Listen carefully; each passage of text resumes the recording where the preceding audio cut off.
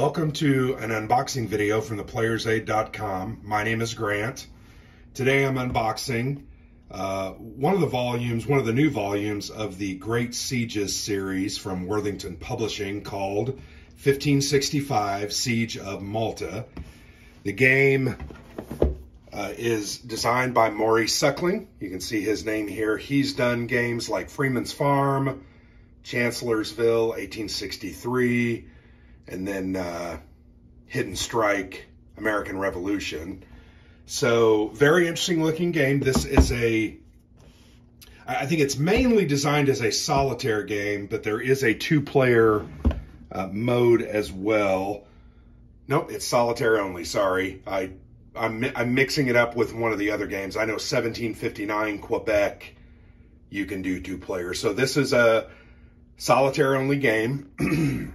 Really nice game. I think these games by Worthington are always done very well, produced well, look good, good thick boxes, great components, and they're pretty interesting. Recently played Tarawa, got destroyed over and over again, finally won once, but I'm still not sure I did everything right when I won. That game is just brutal. This game I'm hoping is not quite as brutal, but I also, one of the things I'm looking for in these solitaire games is I want them to be a challenge. I don't want to play it and win in 30 minutes every time I play. That's not what I'm looking for. Let's go ahead and flip that back over. Does it give a time? It doesn't. Normally their games are kind of victory within an hour. I'm assuming that's what this is. Anyway, this is a look at the back of the box. You can see the map here, very, very cool looking, although simple. I have some really great cards. The red ones are the player, and the green ones are the Ottoman Turks who are conducting the siege. Yeah, here it is. Finished in under an hour. So it does say that. So anyway, without further ado, let's go ahead and open the game and get a look at it. First thing you see, as always, Worthington puts in good little baggies. I like those baggies. They actually have a fully formed tray in here that I use. I take those baggies and I use them in other games. This is a battle record. A lot of their solitaire games will have this battle record where you can see you put the date of the game, your name, who you were fighting against. So you can play as the Knights or the Turks. The Knights are defending, the Turks are sieging. And then you can list the different elements and whether you won or not, and even take notes. So this, in essence, becomes an AAR. Kind of a neat little addition. You can make copies of that as well as you play it over and over again. This is the rule book. Pretty simple. 12 pages of rules there you can see at the bottom. And you can see that entire last page, if not more, last couple of pages is design and historical notes. So about 9 pages of rules. They've got a sequence of play example here, which is always very, very useful. Good icons with boxed information that's going to be more and more important. Little examples here of text you can see there in the rule book. Yeah, good graphics. It's going to be not a simple game to play, but I'm sure it's not going to be overly complex. Here you get a look at the pieces. We'll check those out in a minute, but the green pieces are the Turkish Ottoman forces. The white are the Knights of St. John. And you'll see there's a couple of different types. There's a siege tower, and then you can see their ship markers. So that's a look at the rules. Pretty simple. Once again, 9 pages. And then you have these order, kind of like play aids. So you'll see here they say Mustafa Pasha, Turkish order book. And then you have, I'm not gonna try to spell that name, Jean Parasol de Valais, Knight's order book. So these are kind of, here, I'll put that one down. These are play aids that you open up, and these are all your different action options. So this is, as once again, the Turks. You can do one of, I think it's 7 orders. You can see this is order number 7. everything from attacking at St. Elmo, which is one of the forts, attacking Grand Harbor, attacking Medina, to bombard St. Angelo, attack at St. Angelo itself, move troops, and move a ship. One thing I wanted to point out here is what's going to happen is when you as the player choose your order, you're also going to, I believe, and I'll show you the cards later, you're going to draw a card, and it's going to tell you what the AI is going to do in response to that order. And in essence, what you're going to do, if your order card is opposed by one of, like this move troops order, it's going to tell you what's going to happen, whether it's success or failure. So pretty simple, pretty cool. There's also some aggressive commander actions that you can, and that's a limited resource. I think there's 3 or 4. Oh, here we go. 4 aggressive commander actions, but you can use those to do additional actions. And managing those becomes, and I think the Knights of St. John are called different, but you can see that's what these are for. These are the order cards. I'll open the Knights fairly quickly. Yeah, a little bit different. Sortie. Obviously, the Knights are the defenders, so they're going to sortie out and attack. Cavalry raid. You have fire ships with Greek fire. Defend St. Elmo. Move troops is number 7. Launch reinforcements and defend Grand Harbor. They also have aggressive commander actions. Sorry, I misspoke on that. But anyway, you've got these 2 order cards. I think very well done. I think that's going to make the game easier to play. And I hope that part of the game is interesting because to me it is fairly unique.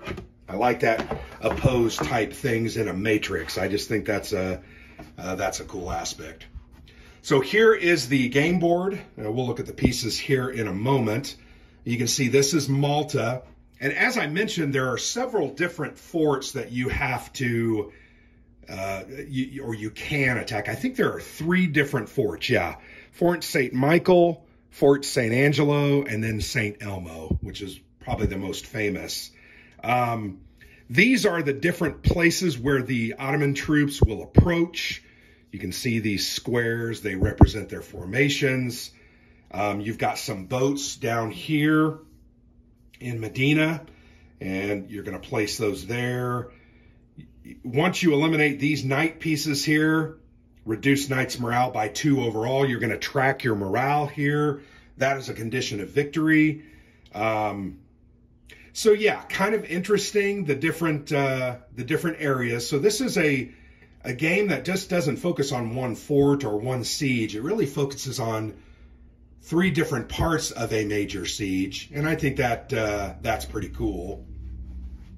There's other things down here like Turk ammunition, the different attack values for the musketry and the janissaries for the Turks, as well as the knights for the elite and the Greek fire. So you've got pretty much all the information. I'm surprised that I don't see a sequence of play on the board. Usually they're pretty good about that. And there's not a sequence of play in these, so you're going to have that rule book open to that sequence of play, which was right here in 9.0 in the rules. So you're just going to have that open next to the game board. That's fine. But yeah, really nice looking map. Like the color choices, the green and the white, I think is a nice color choice. I like that actually. All right, so I'm going to bring the box bottom back over. You can see that this is I'm going to tip this over like this. Everything is contained in bags, so that's not going to, but I want to show you that kind of formed plastic insert. You can see they have different like trays. Basically, it fits very well down in the bottom of that box or compartments. And then you've got your different units. These are sealed for freshness. Just kidding, that's a joke. So these units are the Turk units. They represent their forces, and I think when you stand one upright, so when you stand it up like this, that represents a siege tower. So that's one of the elements. But these are good, nice, thick blocks. No stickers for you to put them on, and then they fit very well down in those compartments for storage.